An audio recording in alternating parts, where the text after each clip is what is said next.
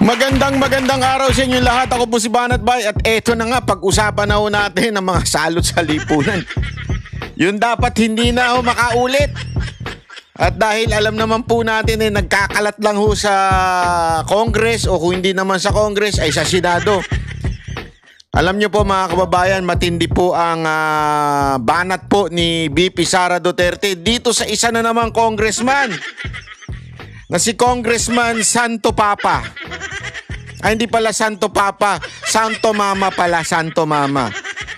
Mamaya ipapaliwanag ko kung bakit tila Santo Mama ho ito isanto. Ang lupit po nito mga kababayan, panoorin po natin mamaya itong kanyang ginawa. Pero bago yan, bigyan muna natin ng konteksto. At ito na naman po si VP Sara Duterte, nagpunta po siya sa isang lugar, diyan sa, I think it's Batangas, so.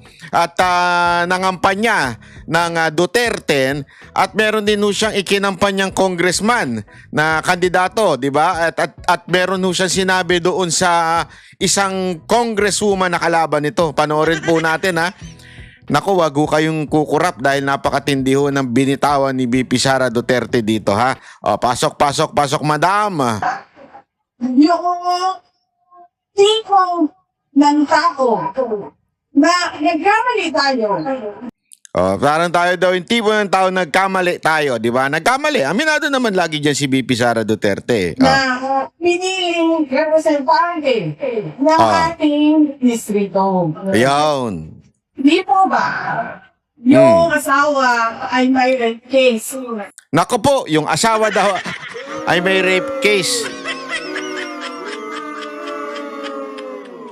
Ako ito, sa akin lamang po ito kung siguro ako may asawa akong may kaso ng rape. Naku po. Iiwan ko yan. Totoo. Hindi, syempre, tayo lalaki, di ba? Alam naman natin, laging binibintang sa lalaki yan Pero kung kayo po ba, may kaso kunwari yung inyong asawa na isang kaso ng rape. Alam nyo, hindi ko kasi yan hindi mo maitatago itong sinasabi na ito dahil si VP Sara po Duterte ay mismong witness, ika nga. Parte po siya doon sa kinakaharap na kaso nitong Allen itong congresswoman na ito, yung kanyang asawa. So involved po, kaya meron pong kahit, alam mo yun, hindi natin masasabing fake news yan kasi involved siya Parte ho yung kanyang asawa din ni VP Sara Duterte. O, pasok.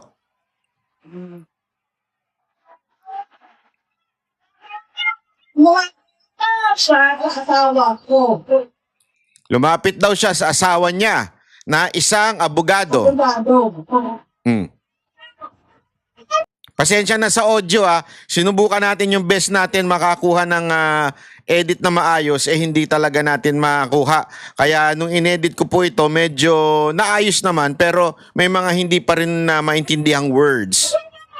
Kaya lang, kami na po alam mo, naghahanap buhay talaga sa amin yung asawa ko. So naghahanap buhay lang daw sila ng asawa niya. Yung asawa niya na si Attorney Man Scarpio, isa hong abogado. Nilapitan daw po nitong congresswoman na ito at humihingi ng tulong dahil yung kanyang asawa ay kinasuhan ng rape. Yun po ang kwento niyan. Okay? Ulitin ko. Yung asawa ni congresswoman kinasuhan ng rape. So kung si congresswoman, hindi ko alam kung congresswoman na siya at that time, lumapit kay VP Sara at humingi ng tulong doon sa asawa ni VP Sara Duterte na abogado. Siguro, alam naman natin, si VP Sara Duterte matagal nang naging mayor at kung panahon naman na mayor ang kanyang ama, vice mayor siya. So, hindi niya magagampanan ng pagiging abogado nito, congresswoman na ito. So, yung asawa ngayon ang naging abogado nung asawa ni congresswoman. May naghahanap buhay. Sige, pagkapin natin ito. Dahil naghahanap buhay yung asawa, sige, tanggapin natin ito. Tapos na ang kaso. Magbayad tapos ka na ng 8 million. Magbayad ka na ng 8 million. Kasi tapos na yung kaso. Mga kababae, baka magtaka kayo, bakit naman ganyan kalaki? Eh, ganyan, malaki ho talaga. Kaya nga sabi ko nga sa inyo, kahit po ako namulat po ako sa ganyan, kahit ito nga sinasabi ni Pastor Kibuloy, marami talaga ang nakukulong dahil lang walang abogado. Eh, hindi naman siya nangaano tayo sa PAW ha, pero meron na ako mga inilapit sa PAW, pero naku po, pasensya na ha, pero tatamad-tamad ho. Marami, karamihan doon. Bakit? Eh siyempre, ang nagpapasahod sa kanila, gobyerno. Eh, hindi naman ganun katulad ng kasintaas pag nagpa-private lawyer ka. Eh, sa private lawyer lang po, acceptance fee lang napakataas na. At nasa kontrata naman po yan. Hindi lang po yung acceptance fee. Bawat attend ng isang abogado, bawat pagsama sa'yo, bawat pagsulat ng papel, alam mo ba, bawat nga yung counter affidavit, gagawa ka, ang singilan dyan per page. Ganong kalupit. Kaya nga, marami talaga nakukulong na, sige na, ikulong nyo na lang kami. O kaya naman, hinahayaan na lang dahil wala magagawa eh. Walang pera. So, dumidepende sa PAW. Eh, minsan tamad ho. Minsan nung naman. Ewan ko kung minsan nung madalas. Tatamad-tamad do. Eh, kaya ako nakukulong. Ito yung sinasabi ni VP Sara Duterte naman dito. Eh, private lawyer po. At sigurado naman po ako, matikas po yung asawa nito. Kaya ganyang kalaki ang inabot nung, matindi pa naman. Rape case pa naman ito. Tandaan ninyo ha, mahabang proseso yan. Dadaan yan sa Regional Trial Court, sa CA, at even sa Supreme Court. So napakaraming, kasi baka nagtataka iba bakit 8 million. Napakarami yung aatenan na hearing yan. Napakarami yung gagawing papel niyan. Sobra hong tindi hong paghihirap yan. Kaya naman umabot sa ganyang amount. Ang tanong, binayaran ba?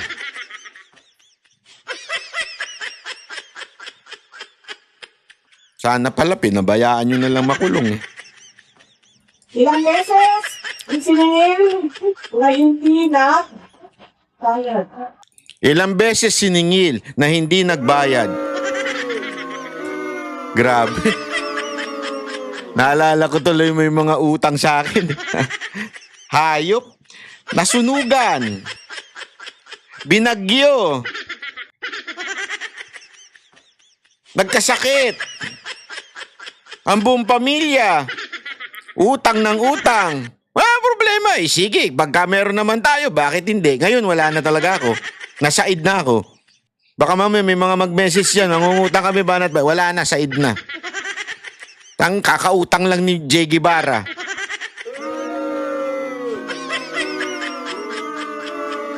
Ang bira ito si J. Guevara, pati ko binibiktima. Huwag kayong mag-alala mga kababayan ha. Paki-message na lang siya. Hoy, bayaran mo yung utang mo kay Banat Bay ha. Mahiya ka pag di mo binayaran niya, babanatan ka daw niya, animal ka araw-araw. Adalay. Ganyan ang klase ng tao na mali natin na napili. Tinatakbuhan ang utang. Nako, grabe ho. Mantakin mo, tinatakbuhan ng utang. Ilang beses daw siningil, hindi po nagbabayad, so tinatakbuhan yung utang. Nako po, bakit gayaan? Okay, alam mo, abogado din ako, dumaan din ako sa practice, hindi na nakakabayad lahat. Kung sasabihin niyan, ito attorney, meron akong konti, ito na muna. Ayan. Alam mo, ito ang pinaka-importante sa mga nangungutang ha. Usapang utang to. Utang na nyo, naiinirta ako dyan eh. Sorry nakaka-relate ako sobra sa mga nangungutang eh. Ilang beses ko in-status hayop, ayaw magbayad po. Nanggigigil ako eh. Nanggigigil ako sa mga nangungutang eh. Sabi nga ni VP Sara Duterte, normal naman kasi magkautang lalo na pag sobrang laki na yung inabot ng bill. But at least, 'di ba? Inuunti-unti mo, nag-e-effort ka. Ma'am, pasensya na, ito muna, 50,000, 100,000. Kasi yung effort, it matters so much na ibig sabihin, hindi mo tatakbuhan yung utang mo. Panay ang post mo, animal ka, post ka ng post, nasa bakasyon ka, nasa Amerika ka, nasa ganito ka, nag-golf ka, May ano ka, tawag doon? May iPhone ka. Panay ang bakasyon mo. Ano ka, pokpok? May utang ka. Wala kang trabaho. Pero lagi kang nagbabakasyon. Ano ka, pokpok? Ina mo ka, hayop ka. Yung utang mo hindi mo na binayaran. Meron namang isa dyan, may negosyo. Wala akong tinutukoy dito, ha. May negosyo. Tapos, panay ang ibang bansa. Pero yung pinuhunan mo sa lintik mo negosyo, inutang mo, hindi mo walang bayaran. Animal ka. Pagmamalaki mo, kasama mo mga big artists. Pero yung inutangan mong artist, di mo malang binayara, kaya ka napunta dyan, animal kang putang ina ka. Sorry naman. Sorry. Medyo nadadala ako dito kay BP Sara Duterte. Sorry naman. Patawarin nyo na po ako, ha. Nakakainit lang talaga ng ulo, may mga utang.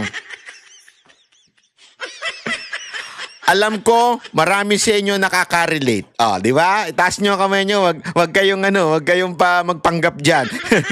Marami sa inyo nakaka-relate. It's either kayo yung nautangan o kayo yung nang utang, animal kayo.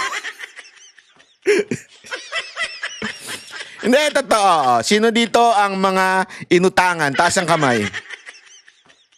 Taas ang kamay. Pakitaas na rin yung paa pagka pwede. Di ba? Sino dito inutangan? O, sino ngayon dito ang nangutang? Ito'y isang paalala sa'yo. Kung napanood mo ito at nangutang ka, isang paalala sa ito na magbayad ka naman kahit konti. Unti-untiin mo kahit tig-piso, at least may effort. Okay? Ay, ito'y hindi aksidenteng napanood mo, animal ka. Magbayad ka, okay? Galit na galit ka dito sa video na ito kasi yung politiko nangutang, ikaw rin naman pala nangutang. So please lang, parang awa mo na. O kayo, kung hindi nyo pa alam, baka naman pwedeng isipin nyo na ngayon kung may pinag-utangan kayo, kinalimutan nyo lang. Okay? O, sige. Tuloy. Pag nagkapera ako sa susunod, magbibigay ko ako. Susunod na buwan ko, ito 3 konti ko. Doon ako po na ngayon. Hindi talaga eh. Hindi talaga. Nakaka-relate talaga ako. Ang ganda ng paliwanag ni BP Sara Duterte dito.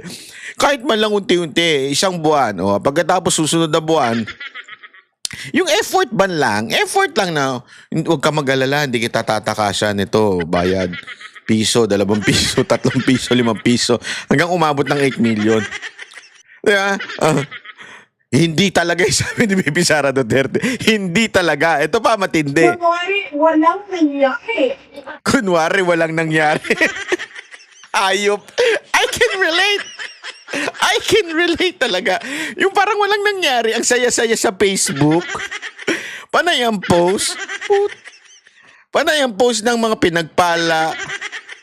Thank you, Lord. May pag-ganun-ganun pang post. Anong thank you, Lord? Lord Byron. Okay, pangalan ko nga pala yun. Thank you, Lord. Thank you for the blessing. Hayop ka. Blessing sa akin galing yan. Magbayad ka naman, animal ka. Di ba? Tuloy. Tapos, nakikita ko, na.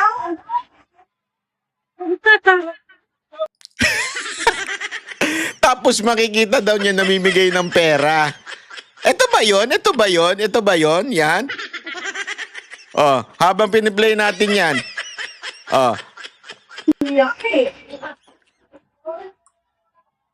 Tapos, nakikita ko. Hindi po pala ako naglagay ng text na yan, na-download ko lang yan. Mali pa spelling nung naglagay ng text. Lagyan mo naman ng NG. Ng N pala, congressman o kaya congresswoman. Importante dito, yung sinasabi ni BP Sara Duterte, etong si Santo Mama.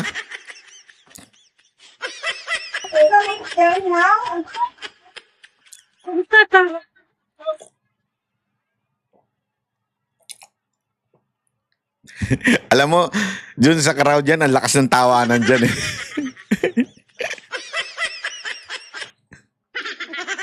Hayop na congresswoman to. Gusto ata mag-isang tumama nito eh. Dapat ito, alam mo, ito dapat nang dinidisqualify eh, di ba? Hindi, kasi kahit saan mo angulo, kasi sabihin na natin, baka magpalusot yan eh.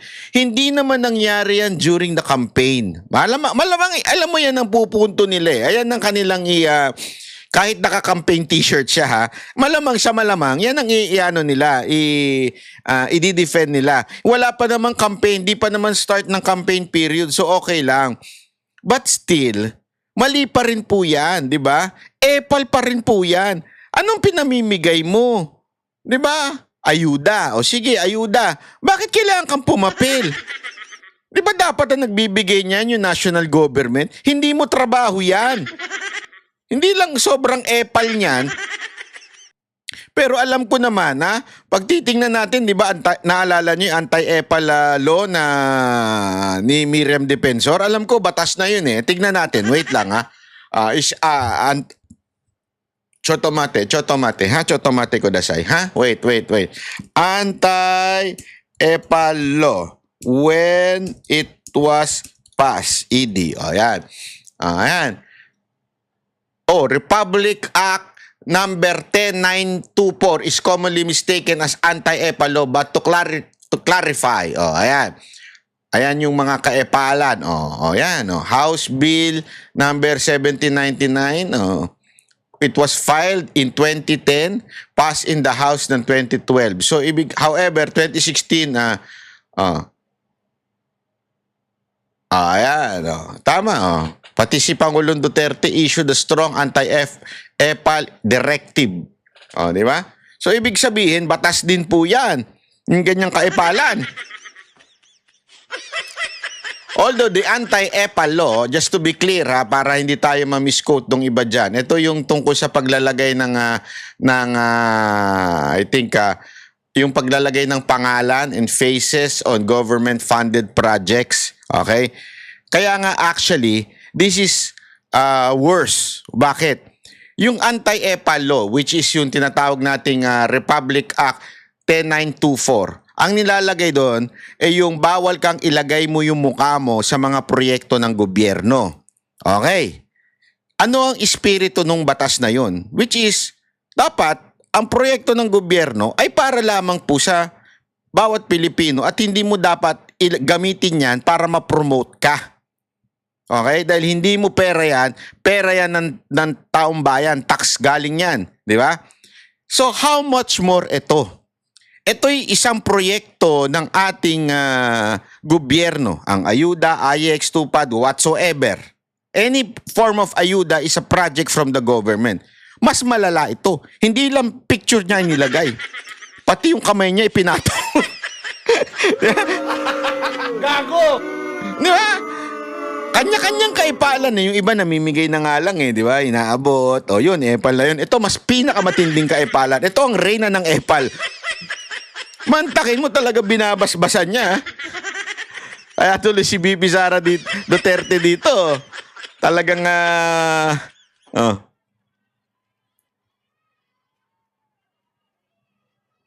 Pangakayak na naman muna ng utang mo. Bago ka bumasbas, magbayad ka muna ng utang mo.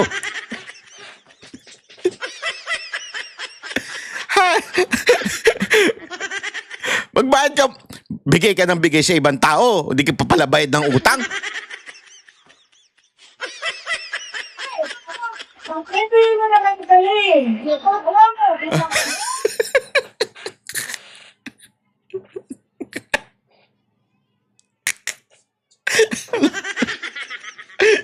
Alam mo, Alam mo, pag narinig yung original nito, yung mga tao nagtatawanan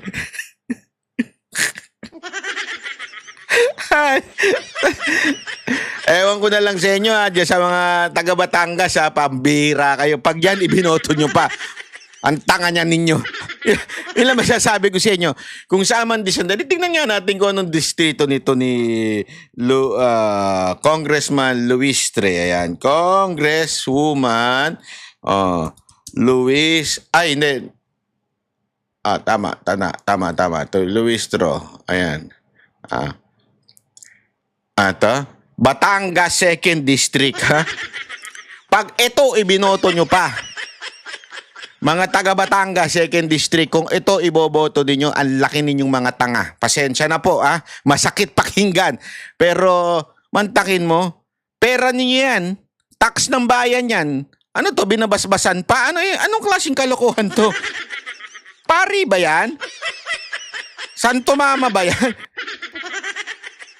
Ganyang kaepal yung congresswoman ninyo, iboboto nyo? Ang laki ninyong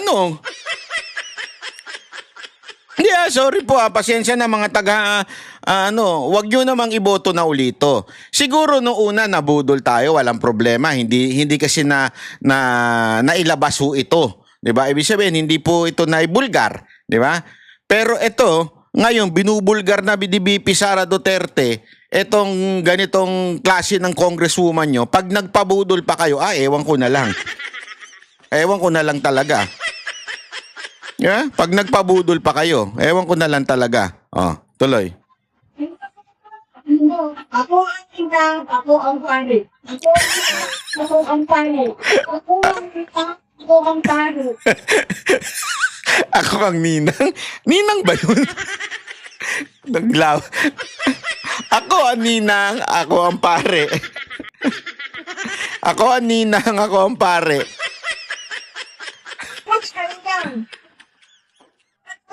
Sa tumatakbo sa hindi na babayan ng utang. Yan. Dora. Yan. Oo, sana. Business natin. Nagkamali tayo ng pili ng presidente. Nagkamali kung tayo ng pili. Hindi natin magkinta yung harap natin. Oo. Diba? Diba? Nagkamali na kayo ng sabi niya pili ng presidente. Nagkamali pa tayo ng pili ng congressman o ng representante ninyo diyan sa Batangas 2nd District. Kaya ako, eto mga kababayan, ang ikinampanya po ni BP Sara Duterte diyan ay walang iba. Sandali, tingnan natin para sigurado tayo. Parang BP Sara campaign against Luis Tro. Ayan. Okay. Si Abu. Ayan. Ang kinakampanya ngayon niya dyan ay si Abu po. Ha? So, sino ba ito? Si Abu. Si Abu, ayan. Si Congressman Abu. Ayan. Ang ikinakampanya niya ay si Raneo Abu. So mga kababayan, mas mabuti pa yun na lang ang inyong iboto dyan, di ba? Ayan po ang, so mas mabuti yan as, okay? Ito, sandali, tingnan natin.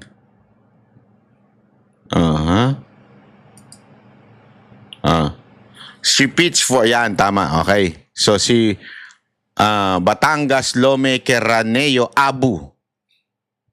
So, mga kababayan sa District 2 ng Batangas, okay, ay sana po ang ating pong iboto po ay si Raneo Abu. Okay, yan po ang ginampanya ng ating Vice President Sara Duterte. So, lahat ng mga Duterte supporter dyan, si Abu po, Abu. Tandaan, dalihong tandaan niya. Mas mahirap tandaan yung Luis Tro. Si Santo Mama, wag nyo na iboto si Santo Mama, ha? Si, na lang, si Abu ang inyong iboto. Okay? Hindi kasi alam nyo, mga kababayan, ito, maintindihan ko kung tayo ay nabudol at nagkamali. Maintindihan ko kasi talaga naman nagkakamali tao eh. Pero yung nakikita mo na during the campaign, kung ano ginagawa nito mga ito, at inulit mo pa rin yung pagboto at pampabudol, abay, pambihirang buhay rin. May tawag na ho dyan, ha? Ayoko na sabihin, pero wag naman paulit-ulit ang pampabudol. So this time, bumoto na tayo. Hindi kasi alam mo, isa pang halimbawa nito. Eto dito sa, sa Taguig. Meron isang tumatakbo dyan na sobrang yabang. Yung sobrang yabang na yan. Ito yung feeling entitled na congresswoman na binastos din si BP Sara Duterte. Okay? Ngayon, ipapakita ko sa inyo na itong tao na ito actually ay nakasuhan. Bakit to? Ito, papakita ko lang yung kaso nila. Ayan, no? Etong si Abby Binay at si Pami Zamora sinampahan ng reklamo sa Comelec. Nakasuhan, no? Bakit to? Kasi itong dalawan to, magkalahi ho ito eh. Magkapareho sila ng klase ng pagkatao. Okay? Papakita ko sa inyo para maintindihan ninyo kung bakit ko sinasabi ito. Kasi nga ho, ito yung mga galit sa mga Duterte. Ito po yung mga lumalaban sa mga Duterte na ibubunyag natin ngayon ang kalokohan at katarantaduhang ginagawa nila. Ipakikita ho natin. Ito yung speech kung bakit sinampahan sila ng kaso. Ito po yung speech nila. Ipakikita ko lang sa inyo. Kaya tayo po ay nagdesisyon na tumakbo po sa Senado dahil dadalhin po natin ang laban sa Senado. So, ang konteksto nito mga kababayan, eto si Abby Binay nangangampanya sa Taguig. Okay? Kung saan yung EMBO na ang nagdesisyon na ay Supreme Court. At sinabi na po ng Supreme Court na sa Taguig yan. Diyan siya ngayon nagpunta at nangangampanya. Pinapanood ko na to sa inyo isang araw eh. At ang sinasabi niya, kaya siya tatakbo ng Senado para daw i-represent yung Makati. Mukhang nagkakamali ho ata siya ng tinatakbuhan. Kung ganun pala ang gusto niya, sana district congressman o congresswoman o district representative ang kanyang takbuhan. Kasi you're representing a district. Ang tinatakbuhan mo Senado. Senado, ang concern niya national. Hindi naman po distrito. So sobrang sablay. Ibig sabihin tumatakbo ka lang dyan kasi may hidden agenda ka. Makati lang. Abay mga kababayan, ako'y nananawagan sa inyo sa buong national. Etong isan to, ang concern lang niya Makati. Bakit niyo iboboto to si Abby Binay? Makati lang pala eh. Mga taga Makati na lang bumoto sa kanya. Sa katunayan niya, nagkakagulo pa sila nung kapatid niya eh. Yung kapatid niya na senador, ngayon tumatakbong mayor. Hindi ayaw ayaw nito mawala sa kapangyarihan, kaya niya pinatakbo yung asawa niya. Tapos pamantakin mo, nilagay ba naman ng AKA dun sa Comelec, dinagdagan niya ng pangalan na Abby kasi hindi nga naman kilala yung asawa niya, nilagay niya pa talaga yung pangalan niyang Abby.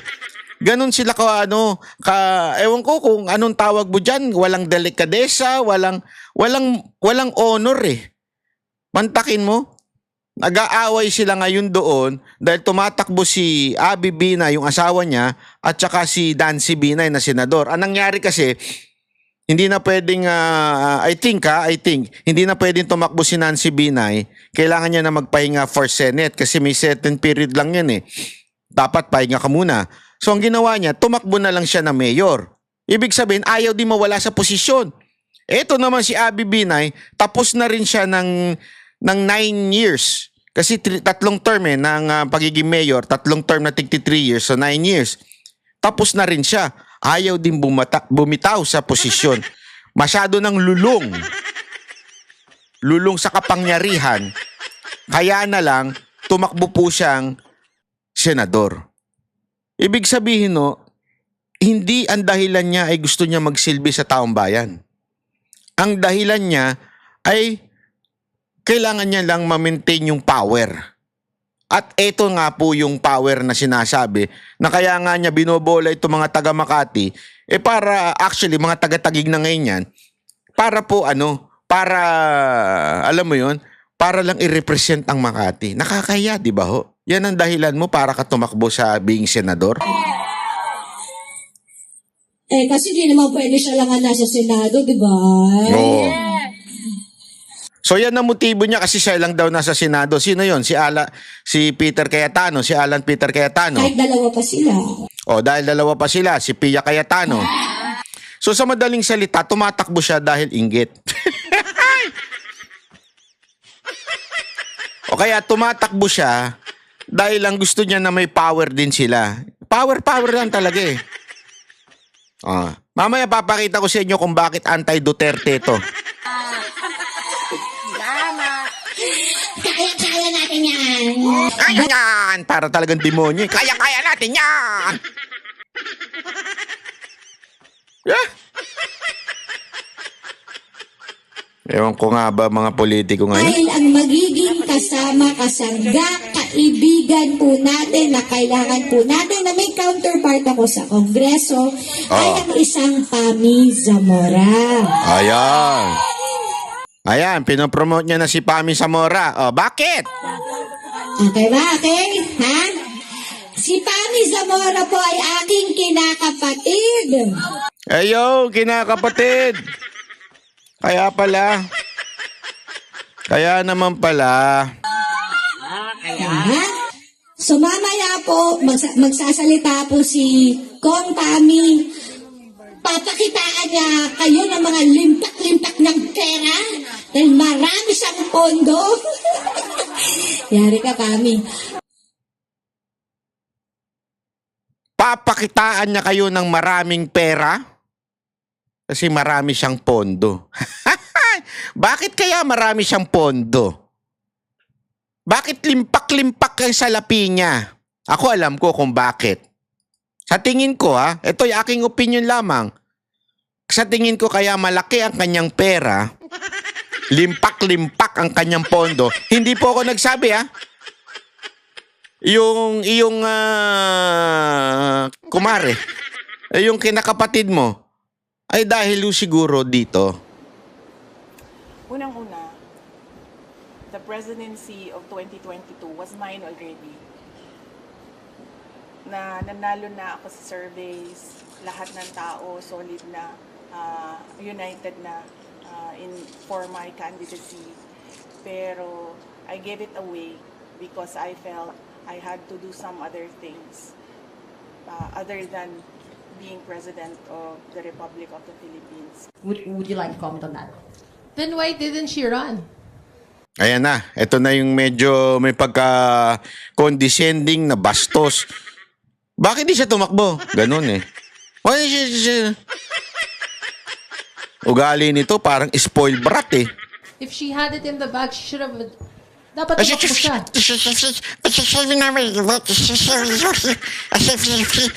Hirap na ba magsalita, te? Huwag kang mag-alala, alam ko yan. Ganyan si Dada. Hoy! Ang ayos-ayos magsalita ni Dada. Dada, kamag-anak mo ba ito?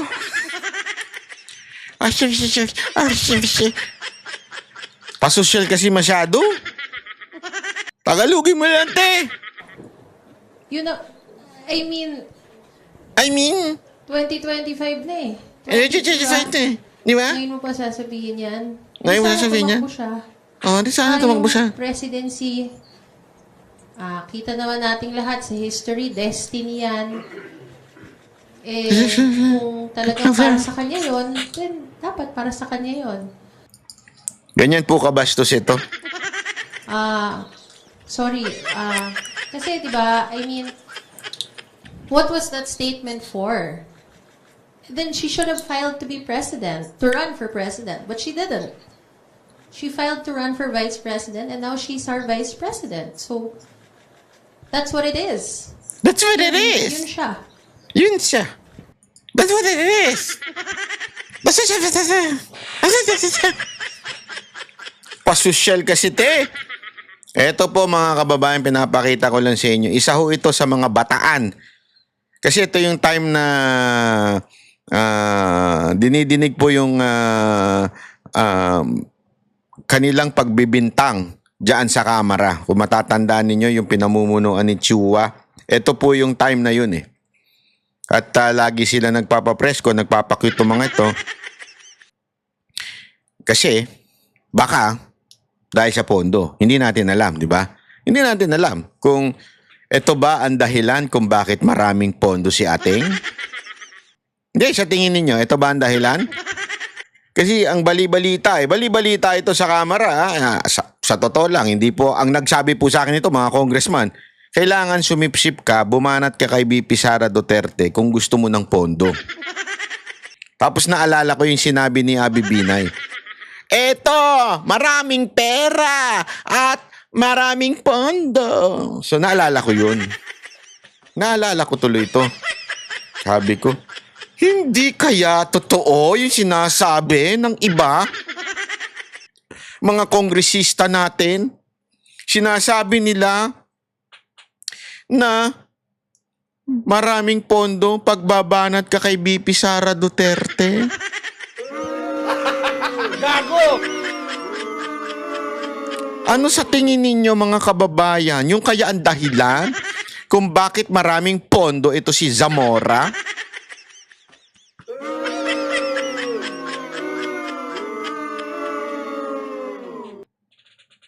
Ang tanong, asan yun?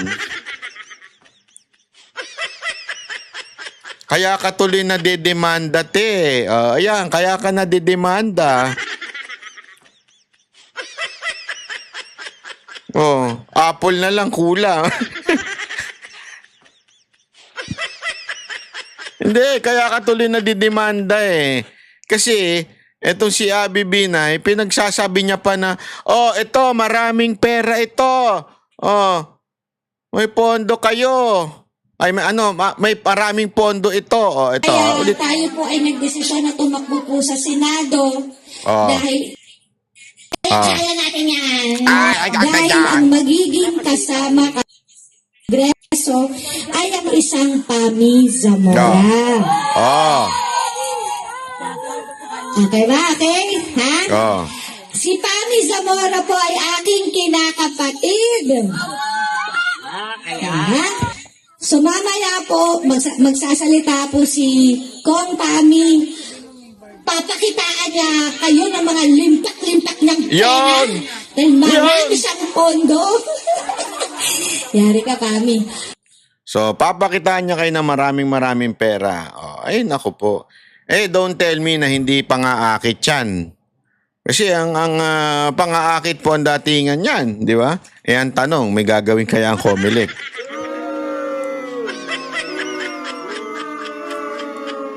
Hindi kasi, ito sorry, in fairness meron silang mga pinapatawag. Pero ang mabilis na aksyon nila ay yung disqualification nung kalaban ni Romualdez.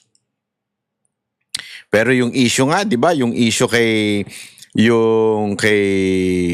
kay Mayor, ano ang pangalan nun? Mayor Degamo, di ba? Na tumatakbo, I think, di ko lang sure kung tama ito it's either 2 or 3. Basta mayor siya ng 2, tumatakbo siyang congresswoman ng 3, District 3. Hindi pwede yun. Kasi mayor ka Kung gusto mo sanang tumakbo ka ng District 3, di sana hindi ka mayor ng District 2. Di ba ho? So ibig sabihin meron talagang problema po doon. Di ba? So sana po mga kababayan, tingnan ho natin. Talaga, bantayan natin tong Comelec. Mukhang merong problema dito sa Comelec Diba? Kung sino lang yung kalaban, doon lang mabilis umaksyon. Yung pagpapatawag, naintindihan ko yan.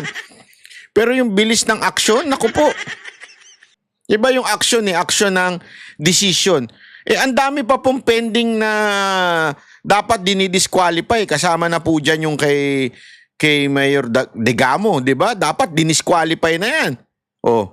Pinag-usapan na natin yan dito, bakit hindi? Ewan natin. Eto na naman, di ba?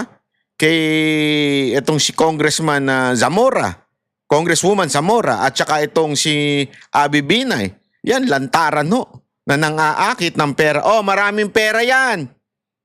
Maraming pondo yan. Hindi pala marami, papakitaan kayo ng pera niyan. At maraming pondo yan. Ayan po ay caught on video. Alam nyo mga kababayan, nakakalungkot lang po. Dahil lantaran ngayon ng mga ganyang klaseng statement na tila, ewan ko kung nagbibingi-bingihan ba ang Comelec. Pero gayon pa man, alam nyo mga kababayan, nasa kamay nyo naman yan Tanggapin nyo yung pera, pero wag nyo iboto. Ipaalala ko lang sa inyo kung bakit ko nasabing anti-Duterte itong mga Binay. Alam nyo, bago pumasok si PRRD at umangat, ang number 1 na noon ay si Binay, yung kanilang tatay. Kasabayan niya yan, sila Marrojas eh. Kasi kung makikita ninyo sa kasaysayan, laging ganon. Laging yung oposisyon ang nananalo. Bakit? Kasi frustrated doon sa administrasyon na nakaupo. Kaya at that time, grabe ho, ang laki ng lamang ni Binay nun. Number 1 si Binay nun. As in, siya na po yung siya na po talaga yung alam mo yun, pero pumasok si Pangulong Duterte sa eksena. And kita nyo naman ang pag-angat niya during the campaign. And alam naman natin, tinalo niya po si Binay. Kaya talagang matindi po ang nitong bitterness ng mga Binay sa mga Duterte. Malupit po talaga ang kanilang bitterness. Kaya nga kita nyo to, ito si kaya pala madaldal tong si Zamora. Kinakapatid pala ng mga Binay. O, di ba? Diyan pala makikita nyo na talagang, kaya pala maingay itong Zamora na to. Kasi nga, kinakapatid ng mga Binay. Ang mga Binay, galit nga sa mga Duterte. Ganyan no eh. Kasi yung pangarap nilang maging presidente, yung tatay nila, hindi natupad. Oh. So ngayon, gumaganti na lang sa mga anak. At eto na nga, gumaganti na. Di ba? So, sino ho yung nambastos kay BP Sara Duterte? Talaga nagpapapreskon pa. Baka sabihin nyo hindi binastos ng personal. Nambastos in a sense na tingnan nyo naman ng pagsagot. Di ba? Hindi condescending. It is what it is. Mga ganun-ganun pa. Tumitirik pa yung mga mata. Kala mo merong ano.